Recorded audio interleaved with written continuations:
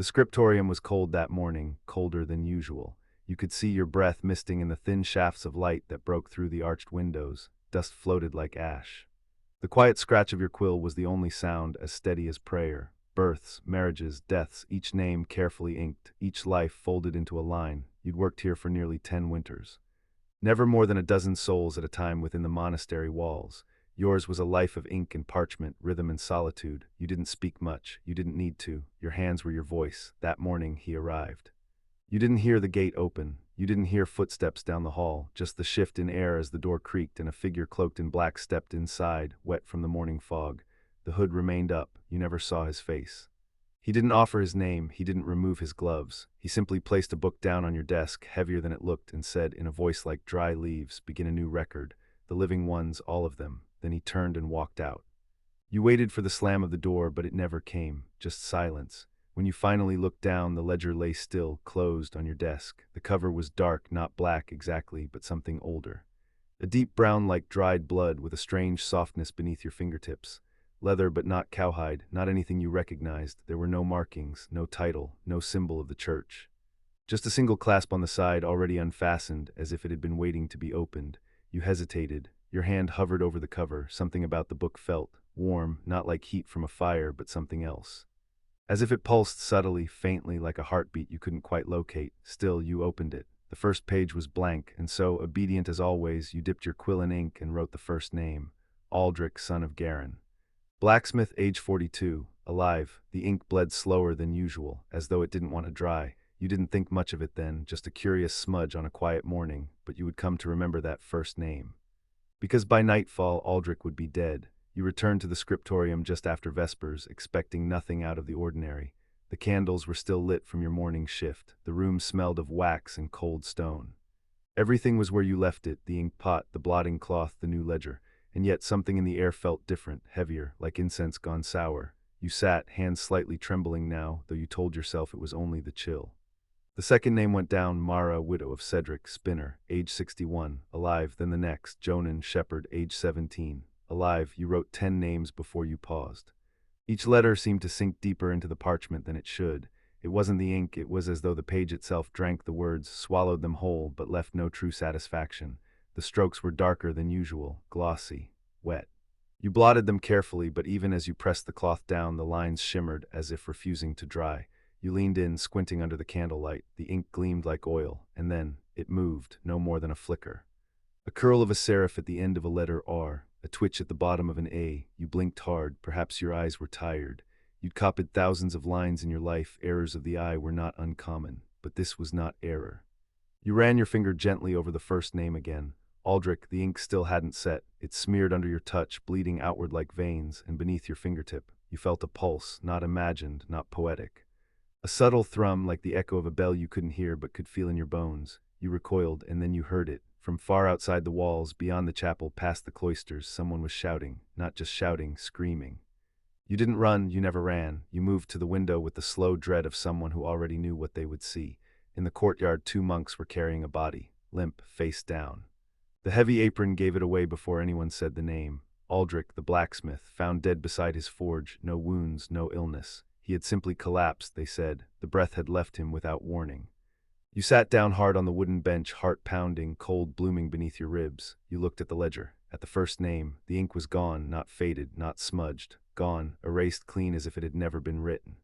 You turned to the second name, Mara, the widow. Her name still bled wet across the page. You stared at it for a long time and began to wonder how much time she had left. You did not sleep that night. The parchment lay open on your desk, untouched, yet alive. The ink had finally dried, or so it seemed, but you dared not write again. Your quill sat in its holder, still wet with the last name, Mara's name.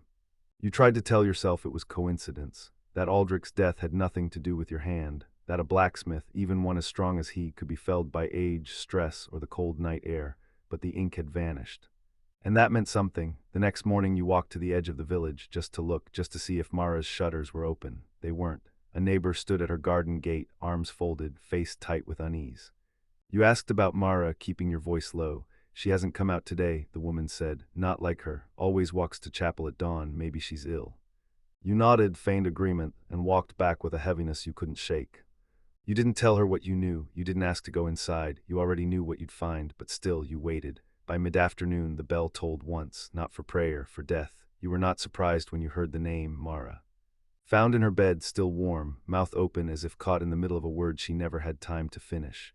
Your hands trembled the entire walk back to the abbey. You didn't go to the scriptorium, not yet. You went instead to the chapel and knelt, not in prayer, but in stillness.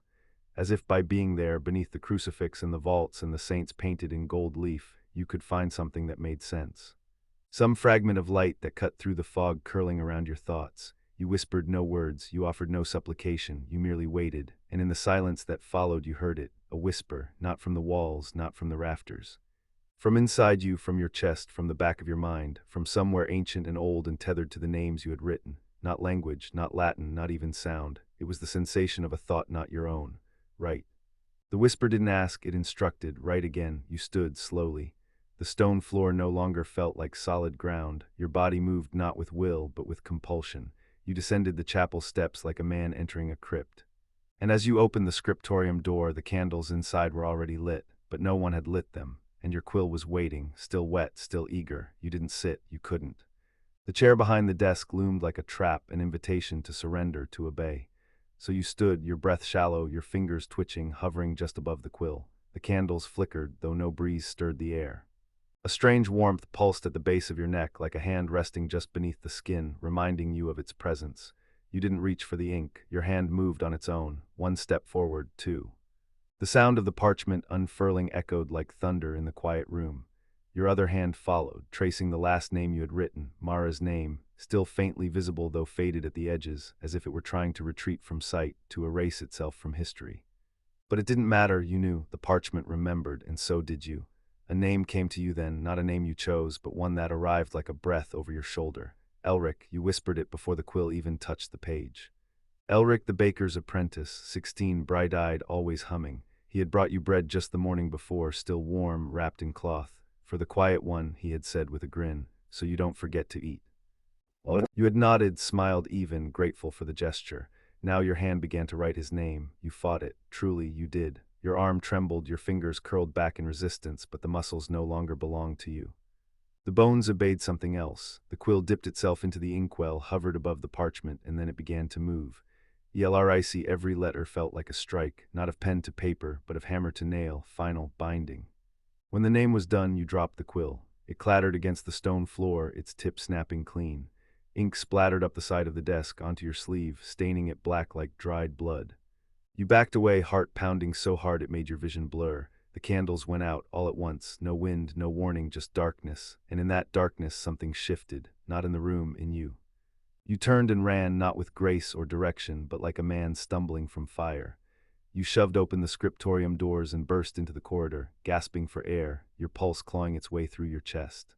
But even there outside the room, the darkness followed, not literal, not lightless, it was the weight of guilt, and worse, knowing, because even before the abbey bell began to toll, even before the first scream rang out across the courtyard, you knew Elric was already dead. You didn't sleep that night, not even the pretense of rest. You sat on the floor of your cell, back pressed to the cold stone wall, knees drawn to your chest like a frightened child, because that's what you had become again.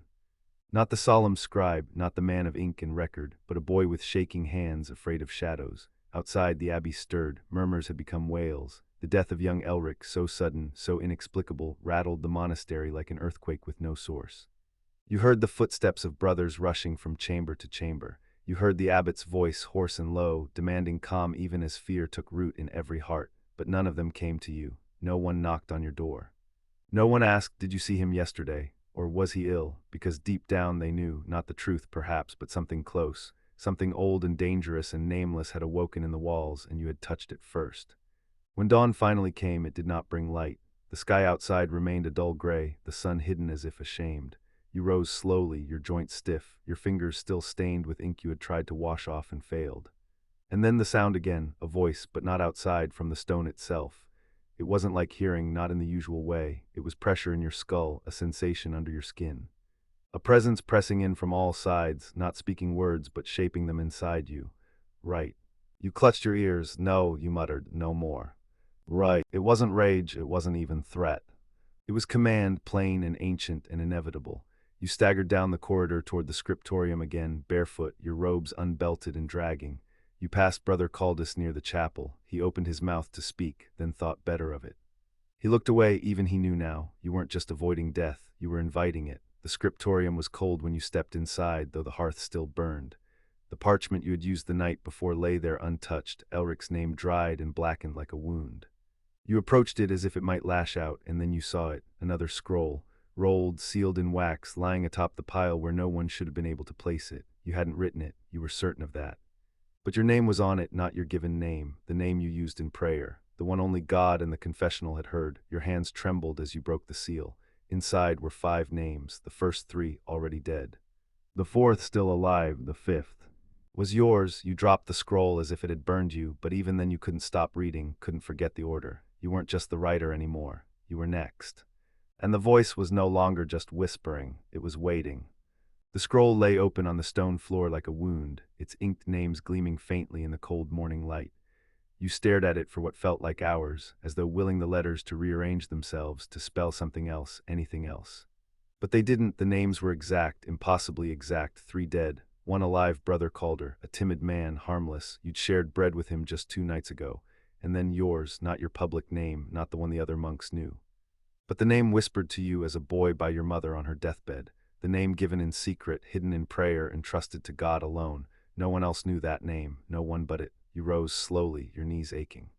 The scriptorium's walls seemed closer now, tighter, as if the room itself had drawn breath and decided not to release it.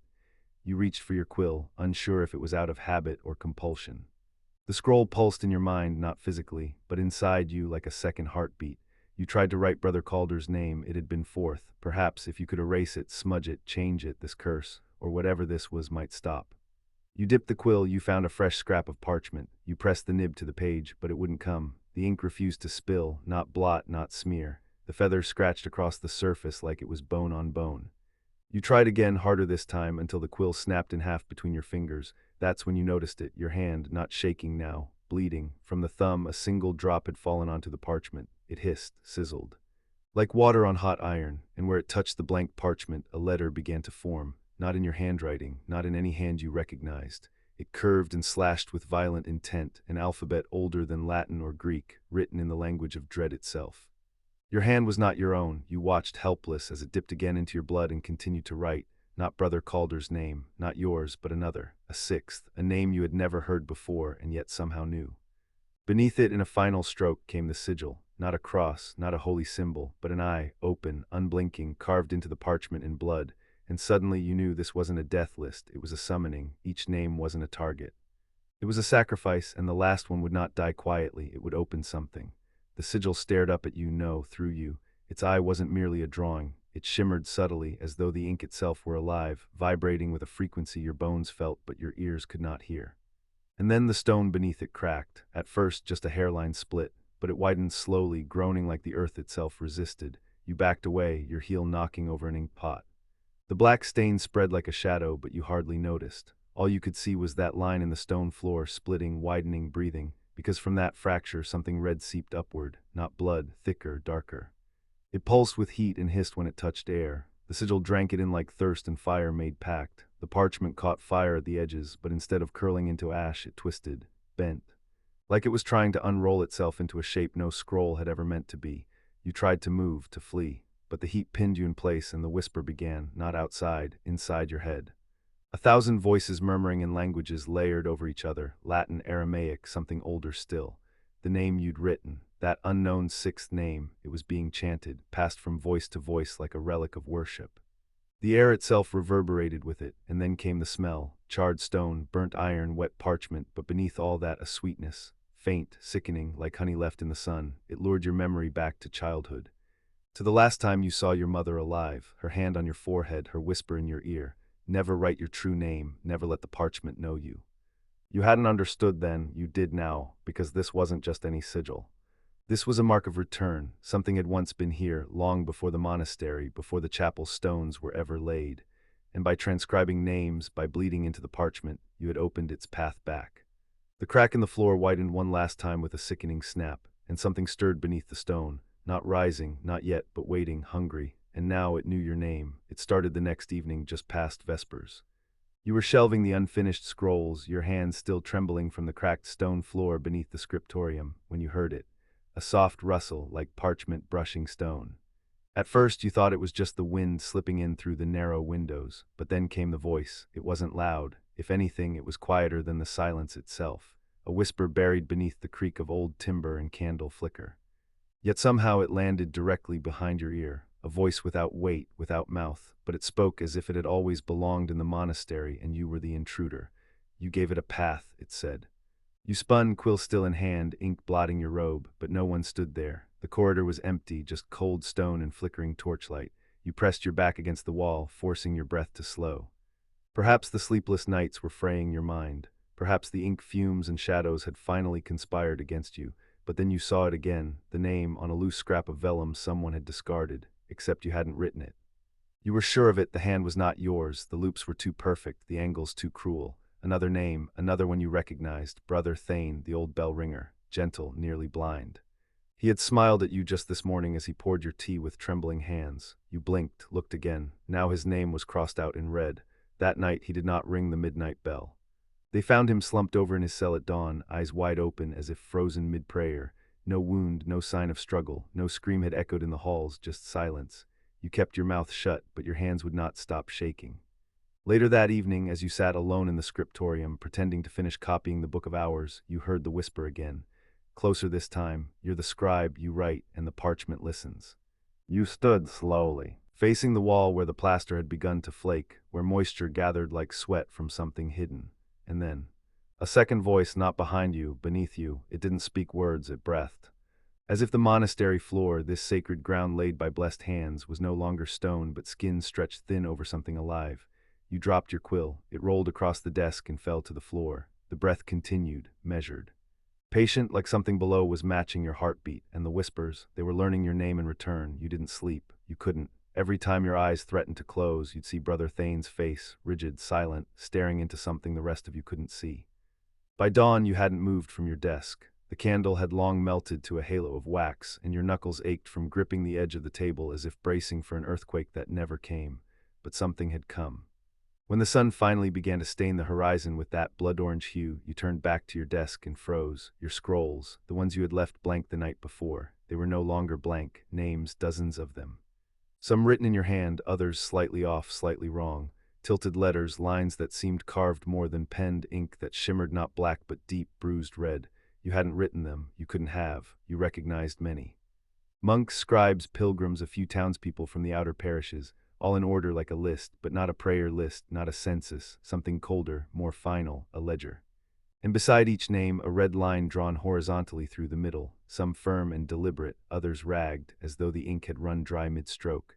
You tried to tell yourself this was a prank, some cruel joke by a bored novice. But as your eyes scanned the list, your breath caught. There it was, your name written last, no line yet drawn through it, no mark of judgment, but the ink beneath it, still wet, still bleeding.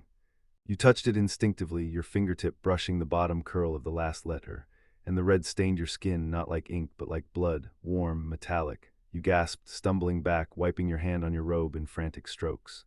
The crimson smear remained on your skin, a mark now, a brand, and then on the wall behind your desk the old stone creaked, not from shifting structure but like a door being pulled inward, deeper into the wall. A seam appeared, a thin crack running vertically, pulsing faintly like a heartbeat trapped beneath stone. You stepped back and the whisper returned, low, lingering. This time it said nothing about grace or judgment. It only asked gently, "Will you finish the list?" The crack in the wall widened with a sound that didn't belong to stone. It breathed, that's the only way you could describe it, like lungs drawing in the stale air of the scriptorium for the first time in centuries. And as it did, the seam split into a thin, dark doorway, barely wide enough for one body to slip through. You should have run, you should have cried out for help, for God, for anyone, but instead you reached for your inkwell. Not the black ink, the red one, the one you hadn't owned yesterday, the one that had appeared on your desk beside the names, stoppered with a lid that was warm to the touch, like flesh. You opened it. The scent wasn't of dye or earth, it was iron. And salt, and something that made your stomach tighten. The door pulsed as if approving. You dipped your quill into the ink. Your hand trembled, but your body moved like it belonged to someone else now, no longer the scribe, but a vessel of transcription. A tool on a fresh parchment, you wrote one name, not yours, the man who had first taught you to write, Brother Malloran, gone 20 years now, a name pulled from memory, not the present, a safe name, a dead one, the ink hissed. The door flinched. Not enough, you wrote another. The merchant who had refused to pay the abbey's tithe. The man whose horses always arrived at night, hooves muffled, you'd always suspected. But suspicion isn't proof, you wrote his name anyway. This time the door groaned, a low, wet sound. It was opening, accepting. You should have felt guilt or horror. But instead, what bloomed in your chest was relief, as if some great pressure had been lifted, as if the weight of choice had been taken from you. You kept writing, name after name, some recent, some long buried. You wrote until your hand cramped, until your eyes blurred, until the ink ran thick down your wrist and onto the floor in drops that didn't dry. And with each name the door widened, not with hinges but with hunger. Behind it a stairwell, descending not into catacombs but into something older, smoother, as if it had never been carved, only revealed. You stood at its mouth, list in hand. Behind you the abbey still slept, the monks still prayed, but here below a deeper scripture waited. A library not made of paper but of names, of fate. You were no longer the archivist. You were the pen and the door, the parchment and the whisper, so soft now like breath in your ear, spoke again. Ink is just memory made flesh. Keep writing, let us remember. And you stepped through into the dark, into the archive that was never meant to exist, where the names you write don't just die, they become.